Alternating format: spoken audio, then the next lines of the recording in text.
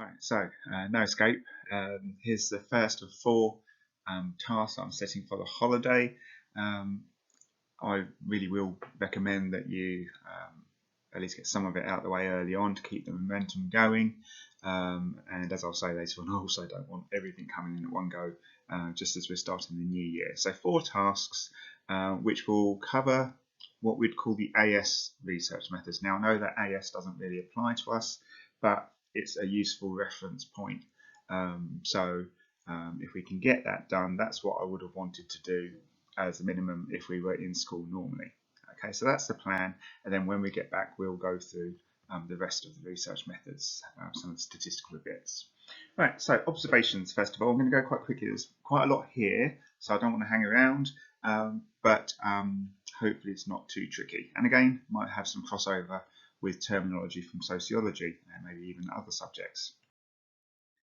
So just for the specification, there's different types of observation. You need to know what they mean. You need to know the pros and cons of them, and different designs that can be used within these as well. So a lot of terminology that you need to learn. You need to have a definition ready.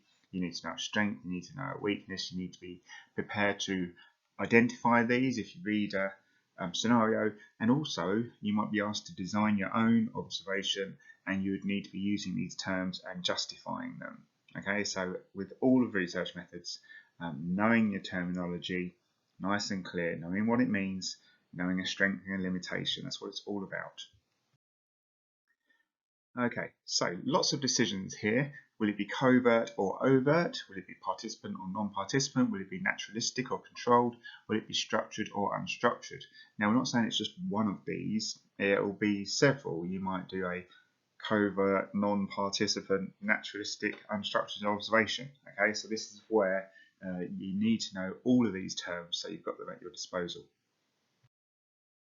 So covert, also known as non-disclosed, you're observing people without their knowledge. We'll come to that in a bit. Hopefully that means that they'll be acting naturally, so that should reduce investigator effects and also demand characteristics. If people are just carrying about their normal behaviour with no idea that they're being observed, you should be seeing natural behaviour, so that's great. It increases the validity, external validity of your study. But as soon as I say observing people without their knowledge, that does set alarm bells ringing from an ethics point of view. That's coming up next. Yes, they haven't given their consent to be observed. They haven't got a right to withdraw at that time. Now, potentially you might tell them afterwards about this, but it's still not quite the same. So context is going to be important here. If you're observing people in the high street, then, well, fair enough. It's not really intrusive. If you're, I don't know, flying a drone over back gardens to record what people are getting up to, then that is quite a problem. Okay, so it does raise ethical concerns. So the flip side of this is over observations. This is where participants know that they are being observed. Simple definitions here. That's why I'm not hanging around. These aren't difficult. So it's the flip side.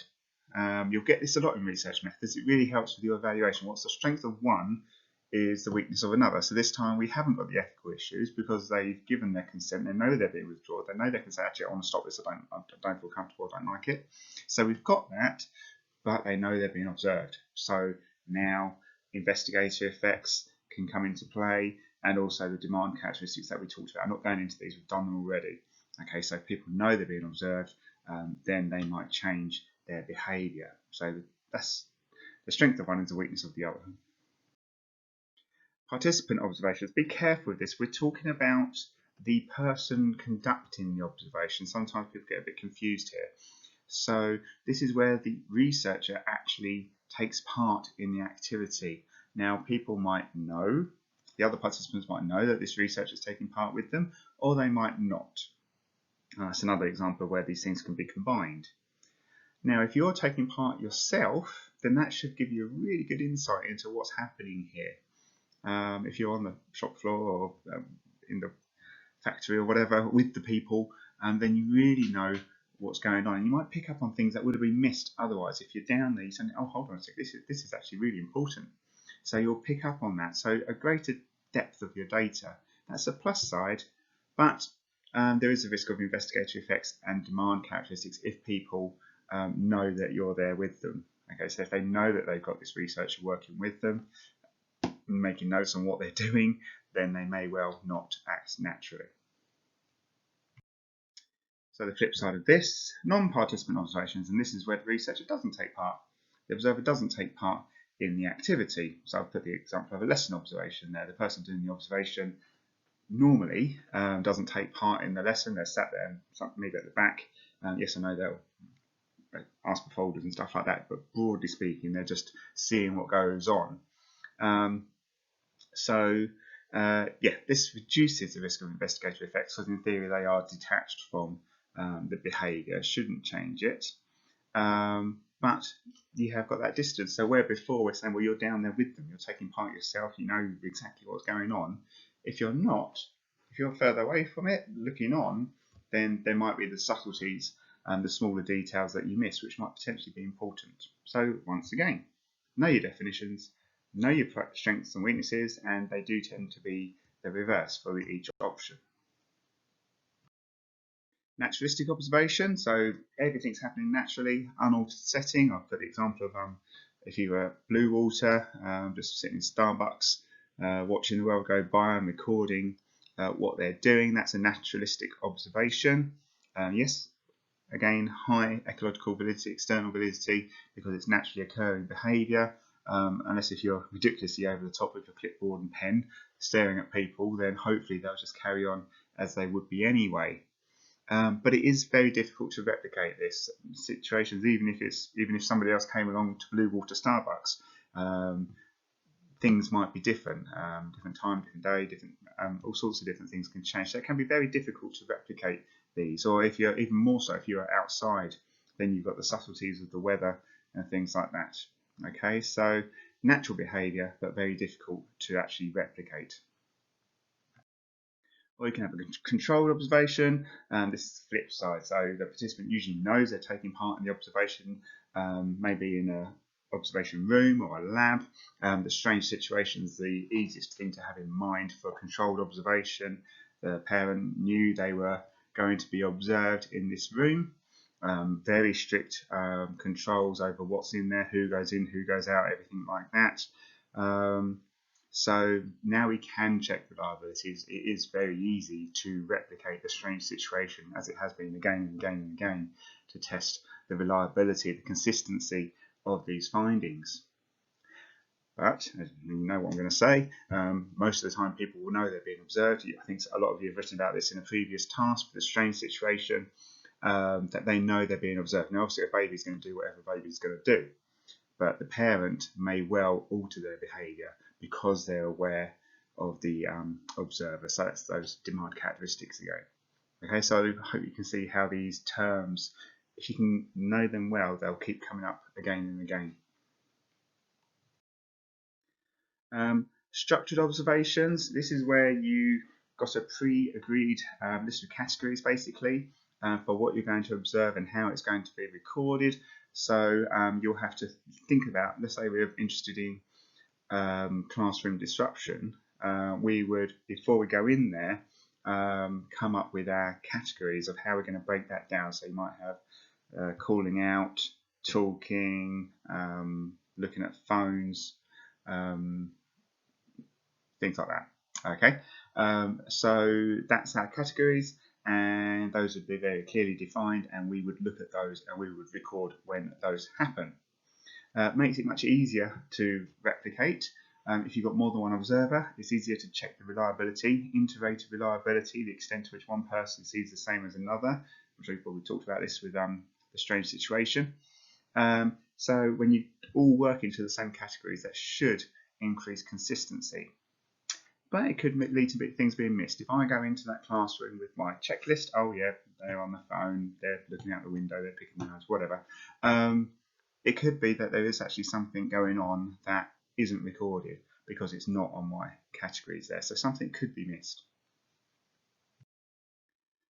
Unstructured observations, everything's recorded. Okay, so you have that lesson, you record absolutely everything. So of course the flip side is those things shouldn't be missed. You've got the real rich data, very high level of detail, but without these categories, there is the risk of observer bias taking place. It might be that you give greater focus to things that you think are important to you, whereas for another researcher they might look at something else. So it's likely to lead to greater inconsistency between researchers, so reducing that reliability. Remember, reliability equals consistency. So if you haven't got these clearly defined categories, you might focus on things that you think are important, which might not reflect what's really happening. Push the wrong button. Oh, I've done it now. Right, I think this is the next slide. So sampling methods within observations.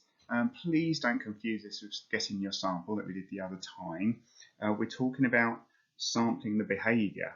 Okay, so please be careful when you see sampling in observations. You've got two options: time sampling, event sampling. So the first thing that can go wrong is people talk about sampling as in like volunteer and all that. We're not talking about that. The other thing, when it says time sampling, people say, oh, that's when you observe it for a period of time, 10 minutes. It's not. It's when you observe what is happening at fixed points. Okay, so every 10 seconds, every 30 seconds, every minute, if you're in a classroom, at that minute, right, what's going on? Teacher input. Next time, what's going on? Need more teacher input. Next time, what's going on? Student tasks. Okay, so that's time sampling. Please be careful. It does actually use less time, so that's one of the benefits of this. It's less time consuming, but of course you can miss things. It might be that important things are happening within those time frames by chance, and they wouldn't get recorded. So that's the downside of that. The other alternative, event sampling, is where you record the number of times that a particular target behaviour occurs, keeping a tally. Okay, so you're looking out for one particular thing or a section of particular things. Okay, so that should mean that all of the interesting behaviours are included, because you're not missing. All the time is going to be sampled. You're not just looking at snapshots, so you should get that. But obviously, it is difficult to record everything. So you might end up missing things, and it will be that bit more time consuming. So time sampling, just be careful with that one. Students, out of all of the observation bits, most of it's okay. These two tend to be what students find that bit more tricky.